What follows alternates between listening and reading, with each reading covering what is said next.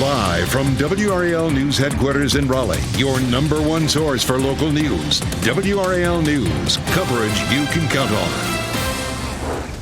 Now on Fox 50, we expect to learn new information today from Durham police after an officer shot a teenager. What the 16-year-old's family says about his recovery and why police were called before the shooting happened. And we're starting off with mild temperatures. It's going to be warm for a couple of days, and then we're going to see some cold air spilling in. I'll show you what.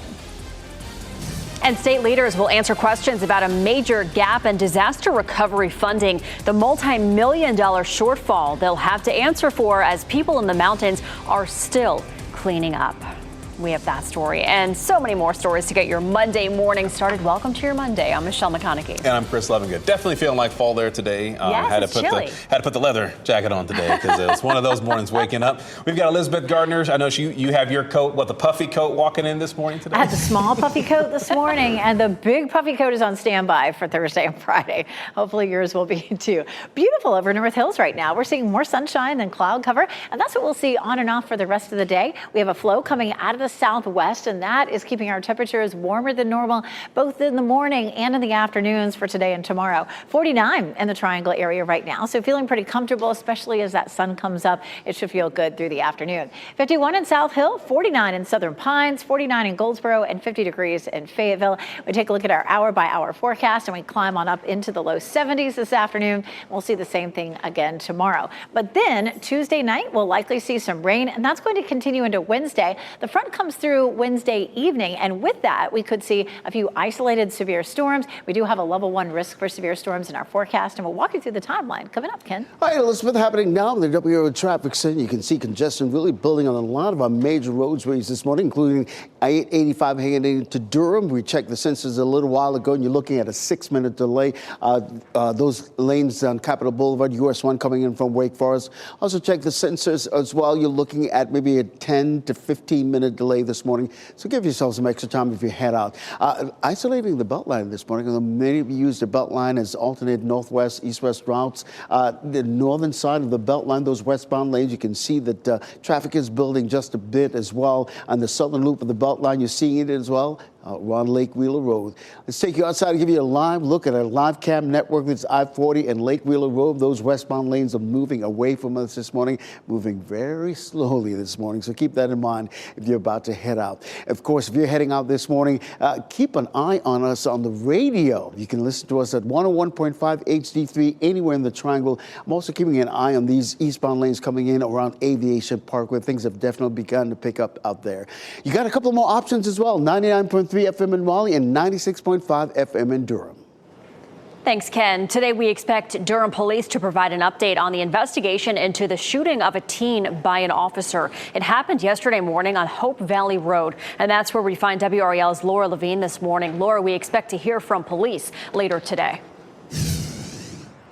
And as we wait for new details from Durham police, we're now hearing from the family members of the person shot here in this parking lot. They tell us that it was a 16-year-old boy, 16-year-old Joshua Garcia. He was shot in the back, according to family members, and he had to have surgery. He's still in the hospital recovering. But here in this parking lot, you can see what is left of that crime scene, the tire marks here from the cars and vehicles that were here racing in the parking lot. Take a listen now to what surveillance video from a local business captured.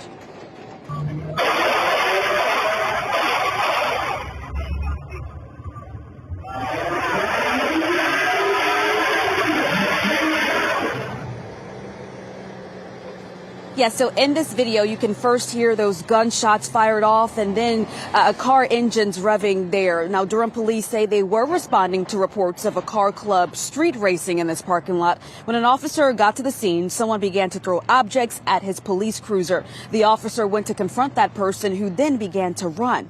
Chief Patrice Andrews describes what happened next.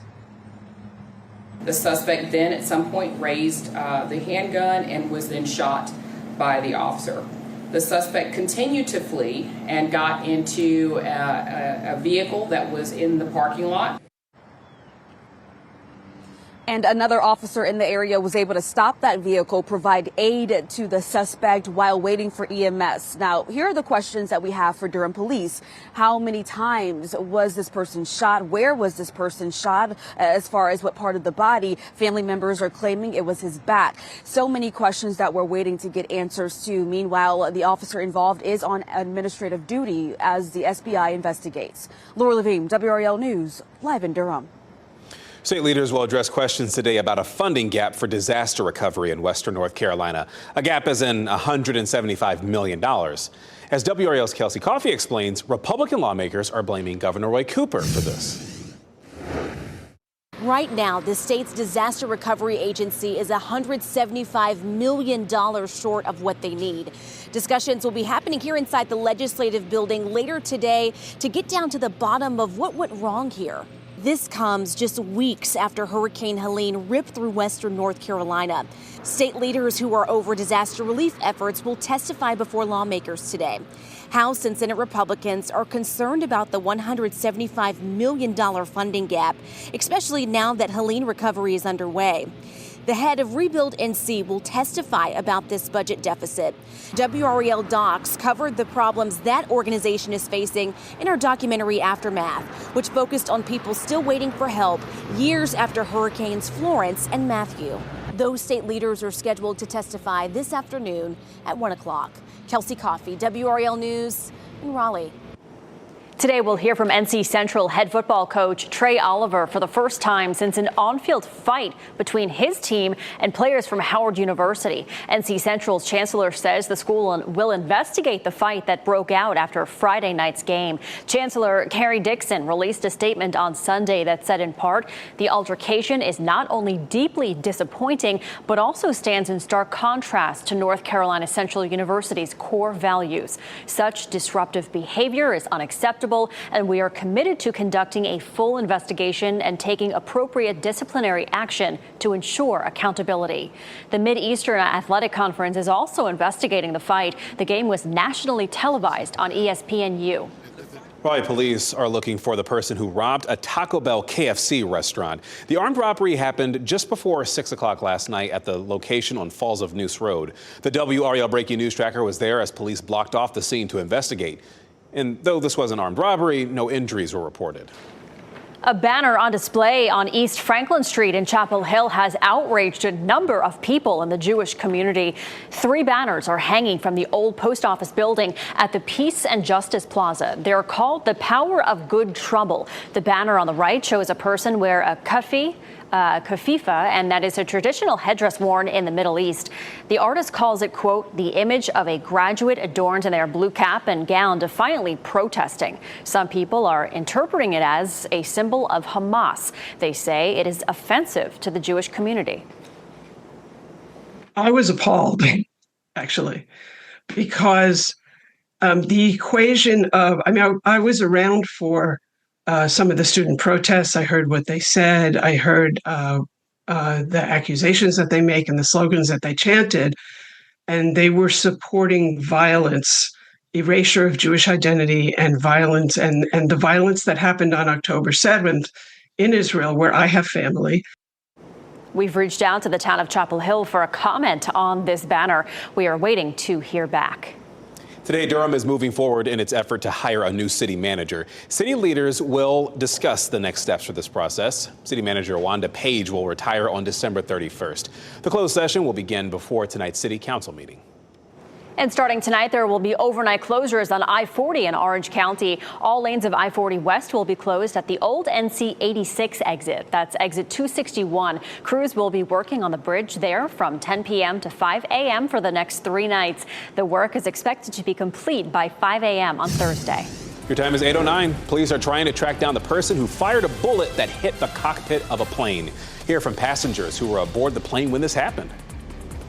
Plus, we will take you live out to downtown Apex right now. Beautiful sunny start. Right now, we are in the longest time frame without freezing temperatures on record.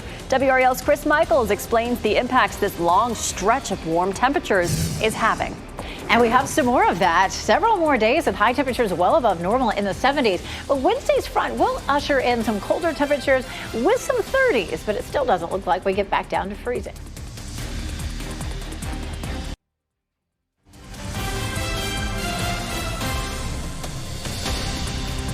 Welcome back. How about this beautiful look over Durham this morning? That's where you're looking live. You're watching WRAL News, available on Hulu and the WRAL app on your TV or your streaming device. A really nice start to our week, but it sure is chilly. We were all in our coats this morning, Elizabeth. Yeah, the small puffy this morning. Big puffy's coming later on in the week. We take a live look at Fayetteville, Raleigh, Apex, and Chapel Hill. Look at that pretty blue sky. We had some cloud cover out there this morning, but a lot of that cloud cover is scattering out. But we will be dealing with some high, thin clouds as we head through the rest of the day today. Chapel Hill is courtesy of Top of the Hill restaurant, but it's a beautiful start out there.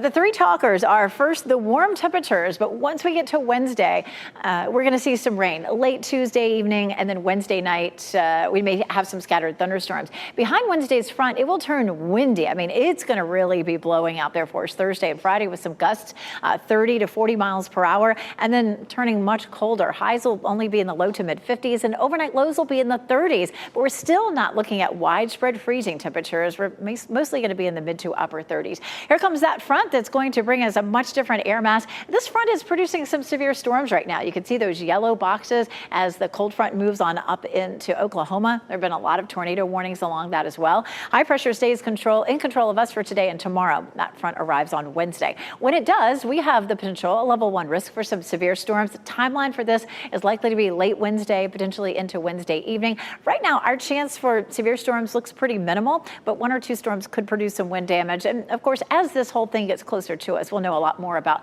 what to expect on Wednesday. We'll stay dry Tuesday, but Tuesday night, we may start to see some of that rain pushing in. This is going to be midnight on Tuesday night into early Wednesday morning. Wednesday morning commute could be a little bit messy, but then when the cold front comes through during the evening, that's at 6 o'clock, that's when we'll likely have a better chance of some scattered thunderstorms. And then this whole thing will pull away and open the door for some much colder air. When it does, we could actually see some snowfall accumulating in our northern mountains, especially on the western facing slope. So best day to wash the car today. I know it's going to rain Wednesday, but you don't want to do it Thursday, Friday.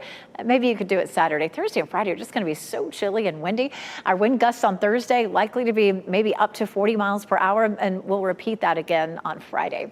Waiting on a freeze. We still haven't seen one this fall, and the freeze that we saw in the spring was really early. So we've seen the longest growing season on record, and meteorologist Chris Michaels is coming up to talk about just how long it's been and what that means for us. Again, we do have some 30s in the forecast Friday, Saturday, and Sunday mornings. We also have the Christmas parade on Saturday, and I'll go through the forecast and what you may need to wear coming up, Ken. Looking forward to that. And happening now in the WRAL Traffic Center, we see some congestion building in these eastbound lanes of I-40 coming in there from Durham this morning.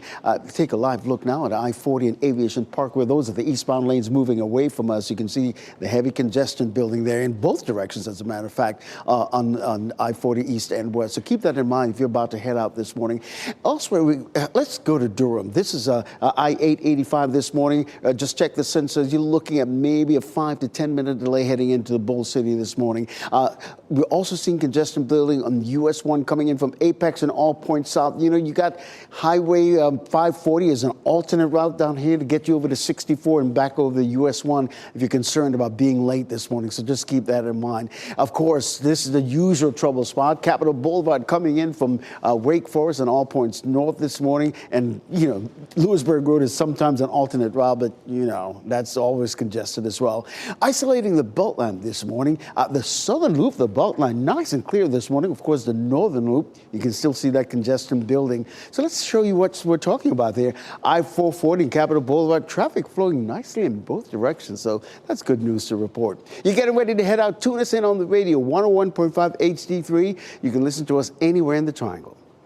Thank you, Ken. For the first time, President Joe Biden is authorizing Ukraine to use powerful American long-range weapons inside Russia. As Amy Kiley reports, experts are weighing in on whether this would pay off or result in payback.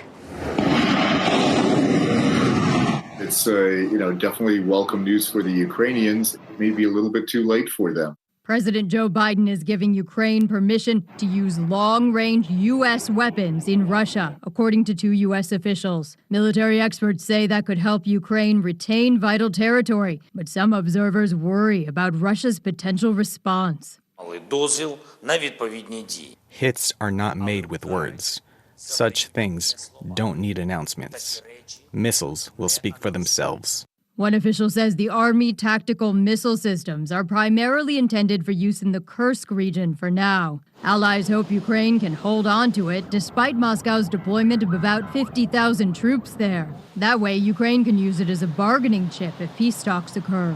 It's not going to be a major game changer at the strategic level, but it could have strategic implications. In September, the U.S. and U.K. debated letting Ukraine fire conventional Western missiles into Russia. Russian President Vladimir Putin responded by saying Moscow could use nuclear weapons if that happened. He also said if a nuclear power supported an assault in his country, he'd consider that nation a joint attacker. The worries have tended to be overblown. We're not in some sort of war with Putin here. I'm Amy Kiley reporting.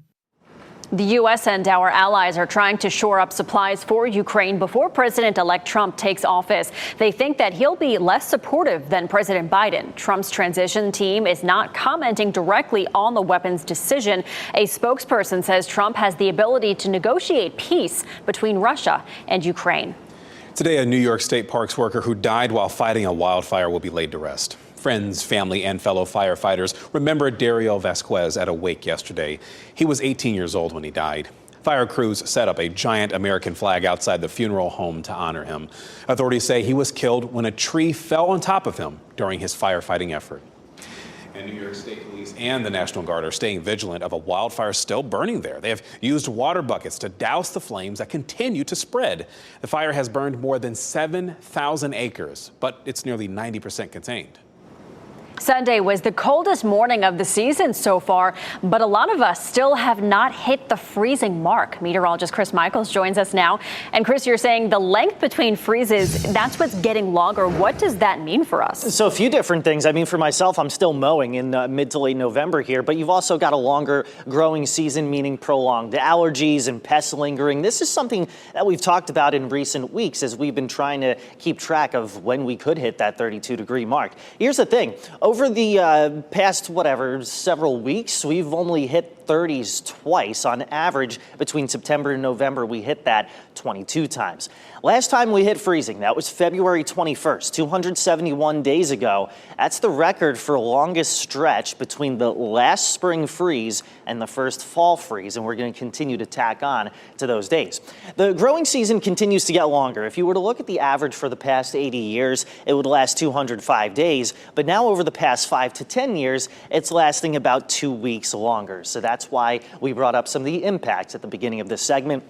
Looking ahead to the next few days, we're not coming close to 32, at least not in the triangle, but there will be some chillier mornings once a cold front passes through as we head into the upcoming weekend.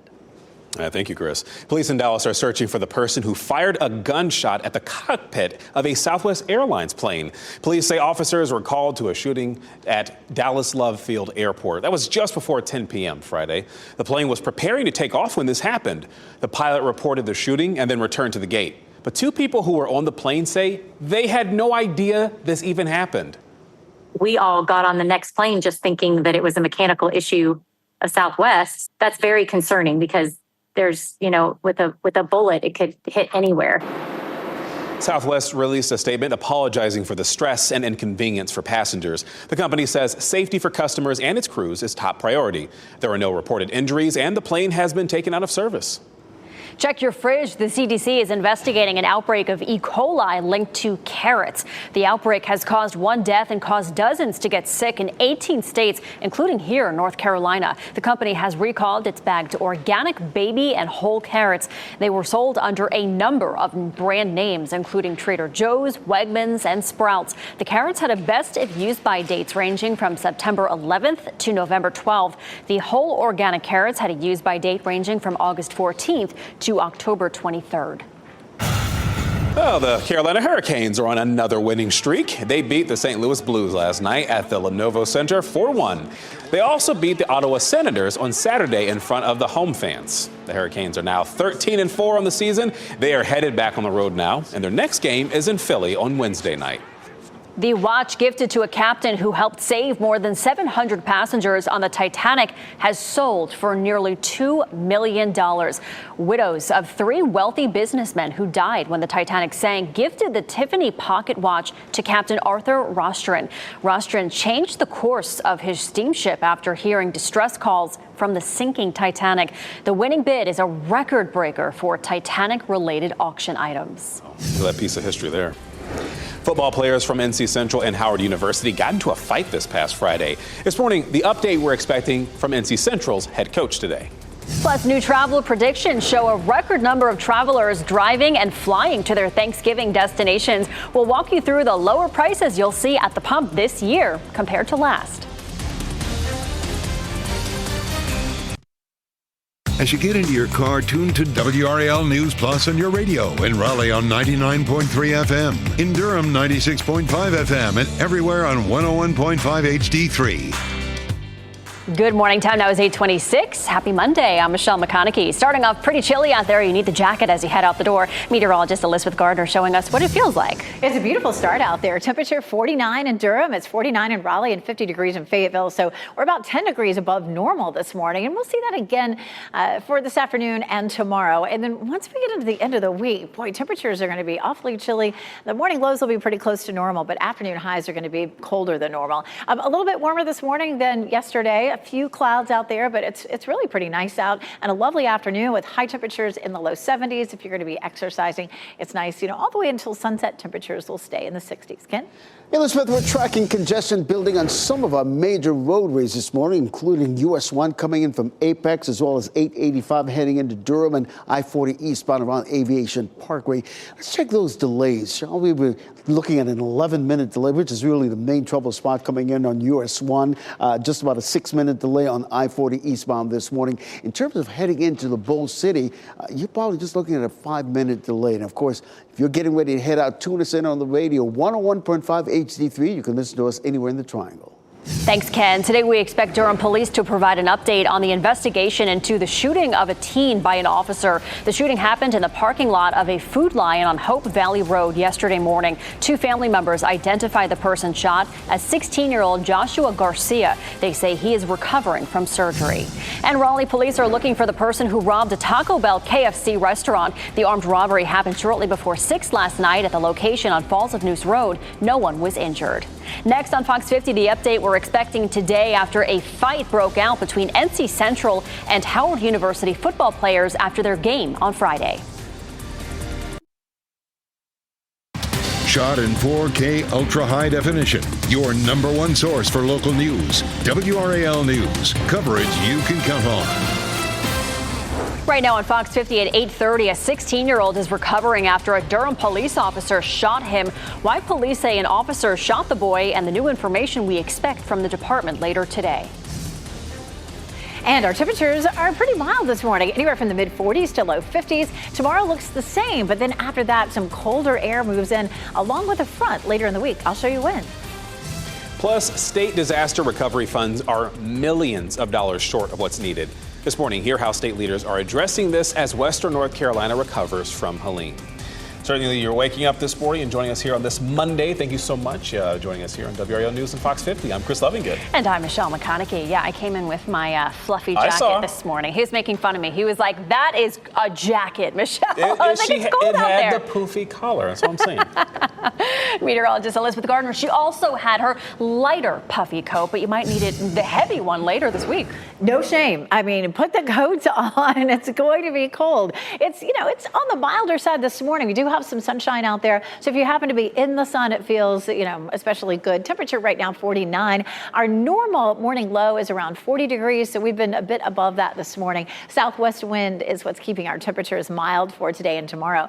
It's 46 in Roxborough, 49 in Rocky Mount, 50 in Fayetteville. Hour by hour, it's a nice mild afternoon. Like we saw over the weekend, highs will climb into the low 70s under partly cloudy skies. We'll copy and paste that to tomorrow, but tomorrow night, the rain starts to roll in and Wednesday will be wet on and off, and we may end the day Wednesday with a chance of scattered thunderstorms. As a matter of fact, we already have a level 1 risk for severe storms on Wednesday. Just isolated wind damage is what we would expect on Wednesday, and we'll talk about the timeline coming up. Ken? All right, Elizabeth, happening now in the WRAL Traffic Center. We got a couple of things happening there. First of all, this crash on Hillsborough Street near Dixie Trail. We're not picking up any issues in that particular area, but that's right near the NC State campus. But we'll keep an eye on it. But that's what you see in the yellow lines there on Hillsborough Street, the usual traffic and the traffic lights and the congestion building. Also, really congestion is building on many of our major roadways this morning. Let's start in Durham this morning. You can see the bumper-to-bumper traffic that's going on right now in those I-885 lanes heading into the Bowl City. Courtesy of our live cam network, let's take you outside and show you what we're talking about. I-885 and TW Alexander Drive, those northbound lanes into the Bowl City, moving away from us. They're moving, but not as fast as you would like. But just leave the house a little sooner than usual if you're heading into the Bowl City this morning. Of course, US 1, we're seeing that congestion building. Always remember, you got Highway 540. It's a toll, we know, but at least it'll get you on US 1 over to 64 and be fine. Capitol Boulevard is a trouble spot. It's usual, the mix of congestion and the traffic lights this morning. You're looking at maybe a 5 to 10 minute delay coming in. Hey, you're getting ready to head out this morning. 101.5 HD3 will always keep you updated anywhere in the Triangle.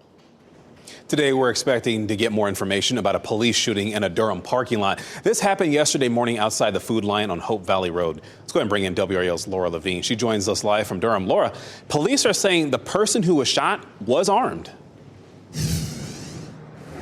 Chris, and as we wait for more information from Durham police today, we have spoken to two family members who identify the person shot in this parking lot as 16-year-old Joshua Garcia. The family members tell us that he was shot in the back and he is recovering in the hospital after having to have surgery. But taking a look at this parking lot this morning, all that is left from that scene from yesterday are these tire and skid marks looping the parking lot. If you take a listen now, I want you to take a listen to what this surveillance video captured from a local business.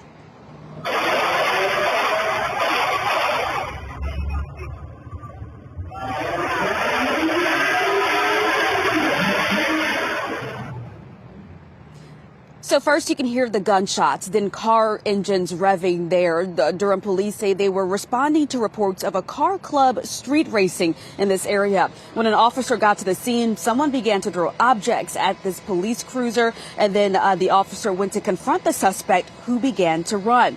After a brief chase, DPD then says the suspect raised a gun and refused to drop it. The officer shot them.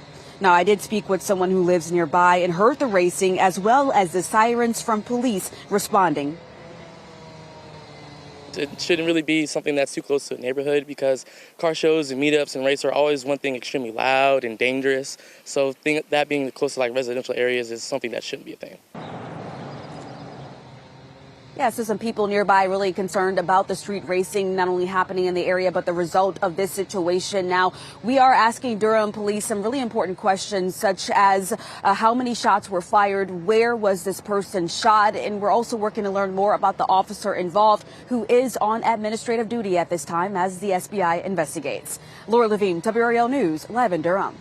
And just a reminder, the WRAL News team will keep you updated on this story throughout the day. Make sure to tune in during our newscasts from 4 to 7:30 this evening on WRAL.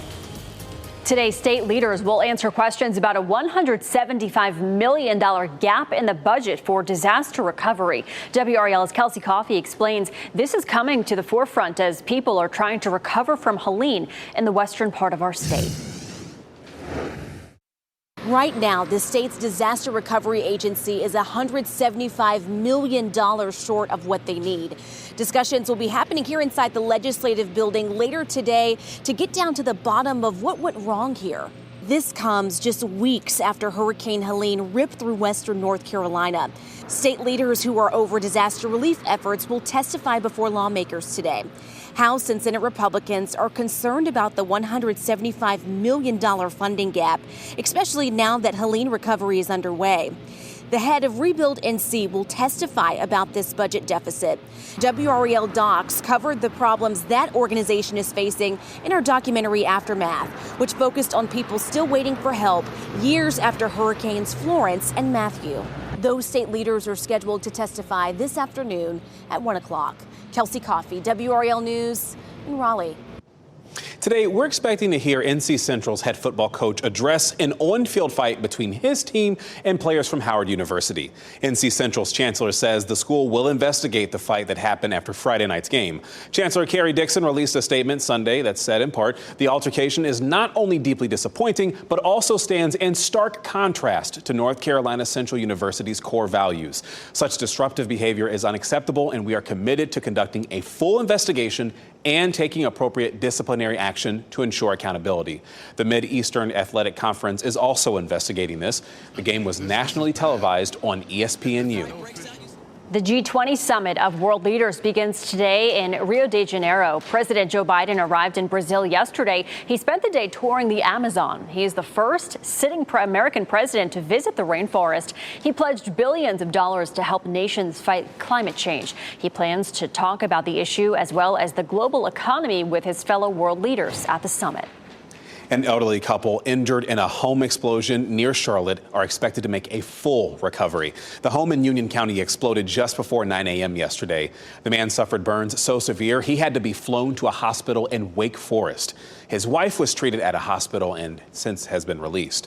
Investigators are still working to figure out what caused the explosion, but they do believe it was accidental. President-elect Donald Trump has chosen Brendan Carr to be the chairman of the Federal Communications Commission. Carr currently is a commissioner on that board, and before that, he was general counsel for the agency. In a post to Truth Social, Trump called Carr a warrior for free speech. New this morning, AAA released its travel predictions for the Thanksgiving holiday. It says nearly 80 million people are expected to drive or fly over the holiday. And for the first time, AAA is including the Tuesday before Thanksgiving and the Monday after in its projections. The numbers surpass pre-pandemic travel data. More than 71 million people are expected to drive to their destinations this year. Gas prices have come down since last Thanksgiving. Air travel is also expected to set a new record with more than 5 million people set to fly. AAA's new gas price averages released at 3 a.m. show the average cost in North Carolina is $2.90 a gallon. That's down 14 cents from a year ago. The national average is $3.07. That's down from 25 cents from last year. Spirit Airlines has filed for bankruptcy protection. The airline announced that this morning. The company has experienced years of losses. Plus, there was that failed merger with Frontier Airlines and then the failed JetBlue acquisition. Earlier this morning, the carrier said it reached a pre-arranged financing deal with bondholders. The CEO of the company says customers can continue to book and it expects to operate as normal. A huge comeback by the Cincinnati Bengals on Sunday Night Football falls just short. The Bengals trailed the LA Chargers 27-6 in the third quarter. They scored 3 touchdowns in just over 8 minutes to tie it up at 27. The Bengals had a chance to take the lead with just under 2 minutes left, but their kicker missed a field goal. J.K. Dobbins ran down the sideline for a touchdown with 18 seconds left. The Chargers hold on for a 34-27 thrilling win. And Week 11 of the NFL season wraps up tonight with Monday Night Football. The Dallas Cowboys will host their cross-state rival, the Houston Texans. Kickoff is at 8:15 on ESPN. And Jeff Hogan of the WRAL Lifestyle got some brand new information out of Durham-based chip maker Wolfspeed announcing a transition at the top and a firing of current CEO Greg Lowe. He has been fired by the board, and he's been the company's CEO since 2017. So the current chair of the board, Thomas Werner, has been named to take his spot there. Lowe's termination comes as the company is facing some pretty tough times. Demand for its chips is down. In fact, earlier this month, we had reported that the company is planning a 20% reduction in its current headcount, which stands at the time was over 5,000 employees, full and part-time. Wolfspeed confirmed most of those layoffs will be in North Carolina. Of course, there was that proposed funding from the Biden administration, so it's interesting to see how that plays out. Thank you, Jeff. The nursing shortage that began during the COVID pandemic is not letting up. The solution experts came up with that may help ease the strain on healthcare workers. And after you unwrap those presents and spend time with your family on Christmas, you can tune in to an NFL halftime performance by Beyonce. We'll explain what will make the upcoming performance unique.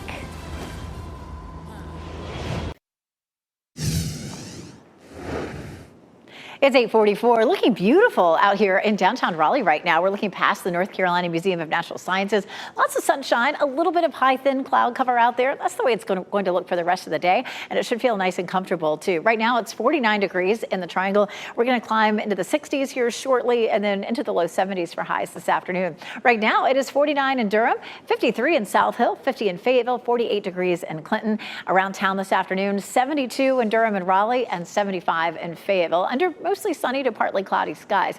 Our Weather Watcher photo today is from Ken Christensen from Northampton County, and this is what's called a sundog. And the sun is off camera here, but if you could see the sun's rays are shining into these high, thin cirrus clouds, which are made up of ice crystals. When the sun's rays pass through those ice crystals, it acts as a prism and creates this rainbow effect, and it's called a sundog. So, Ken, thanks for sending us that one. That was a really neat one. We would love to see your Weather Watcher photos too. Go to WRAL.com, search Weather Watchers.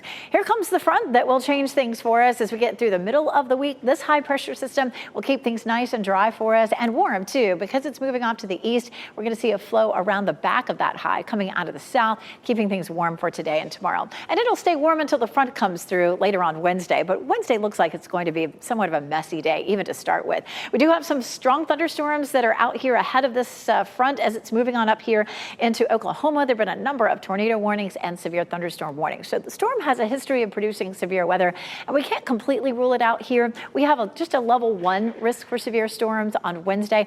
The most likely time for that would be late Wednesday afternoon into the evening, and we would see some wind damage potentially. So something that we'll be watching closely over the next couple of days, and keep checking back for some updates on that. 72 today, 70 Tuesday, and 71 on Wednesday. But like I said, Wednesday's probably going to be a little on the wet side. We're dry Thursday and Friday, but much cooler. Temperatures dropping into the 30s for mornings and just low to mid 50s during the afternoons, and it's going to be really windy.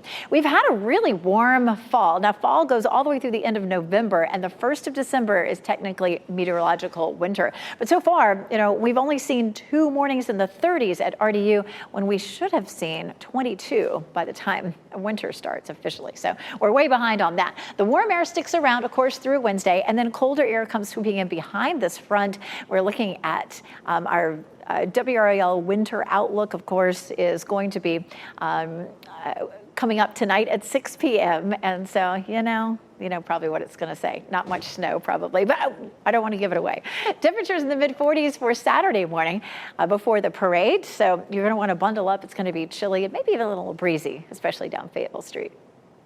Thanks, Elizabeth. A Raleigh organization known for addressing human trafficking, housing, and food insecurity is now looking to expand its reach. The Ship Outreach Community Center distributes 50,000 loaves of bread each month.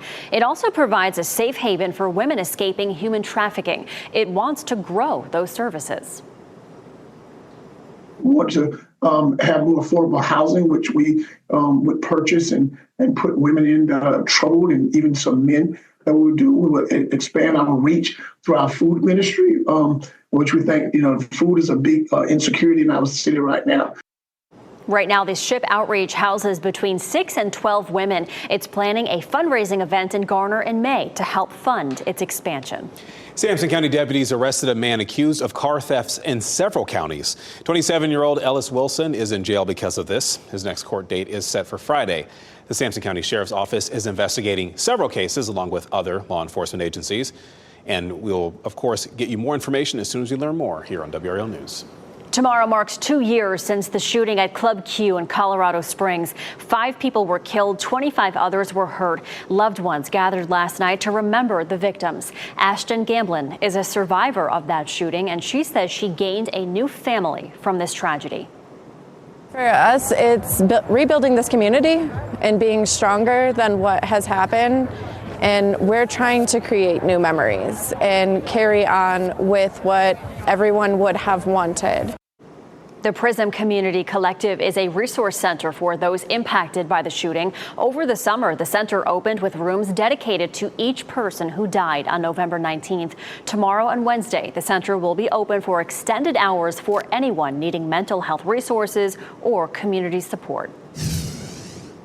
Charlotte Hornets star LaMelo Ball will pay a $100,000 fine to the NBA. Paul used an anti-gay slur during a live on-court interview, and that happened after Charlotte's win against Milwaukee this past Saturday. $100,000 is the maximum fine the NBA can give a player. Speaking after the Hornets game in Cleveland last night, Ball said he did not mean to offend anyone. The ongoing nursing shortage is still prevalent years after the COVID pandemic that saw an exodus of healthcare workers. Ted Linder looks into the business side of the healthcare industry and what's worsening this shortage. When someone is having a medical emergency, many of us were taught to dial 911. But when the healthcare system itself is in need of a lifeline, amid ongoing nursing shortages, who do you call? The nursing shortage is going to remain a big issue. While this is a matter of medicine, some business experts say the crisis is amplified by a supply and demand issue. They cite a surge in retiring baby boomers who require more care, but say there's fewer nurses able to meet their needs. Red flags really started flying during the COVID-19 pandemic, which contributed to an exodus of healthcare workers. Due to the high workload and burnout, many nurses choose to quit. Enrollment at nursing schools remains steady, but isn't rising as fast as the rate of aging Americans. Because of this, analysts forecast the shortage will last over the next decade. If one nurse is going to have more patients to care for, it can lead to negative consequences. Nurses are human beings. They tend to make more mistakes when they're taking care of too many patients. And this may also translate into longer lengths of stay in the hospital. Experts highlight work at the state level nationwide to combat the problem. I think many states, government have realized the issue. They have been putting more funding to increase the enrollment in nursing school. Tech advocates also say artificial intelligence could be used to help build more efficient nursing schedules. What we do is using analytics, mathematical modeling, and artificial intelligence to help utilize existing nurses more efficiently. And that was Ted Linder reporting. Well, tonight is the final chance for Durham County parents to learn more about the district's plan to restructure. The district is holding the last information session on the next steps of its Growing Together initiative. Leaders say the main goals are equity, access, diversity, and managing growth in Durham. The district will be split into 5 regions. Each will have equal opportunity and a base school. Tonight's session will be at Northern High School from 5:30 to 6:30. All this week, we are announcing the winners of WRAL's Holiday Express sweepstakes. And today, we congratulate Andrea Giannini of Fuquay Varina. You have won a family 4-pack of tickets to the sold-out Holiday Express at Pullen Park. Congrats to you. WRAL is a proud sponsor of this event. You can stay with us all week as we announce more winners. Sells out so quick because it's so fun. Also, this is so fun. Kick off the holiday season with the WRAL tradition of more than 50 years. It's the 80th annual Raleigh Christmas Parade. Join us live this Saturday, November 23rd for dazzling floats, festive music, and a spectacular Santa finale. All the unforgettable holiday fun starts at 9 a.m., Chris. Yeah, we'll be there. The Kansas City Chiefs are no longer undefeated. The Chiefs traveled to Buffalo yesterday and played the Bills. Buffalo was able to take them down 30-21. The Chiefs are now 9-1 on the season. The Carolina Panthers will have the next chance to hand the Chiefs a loss there. We'll see.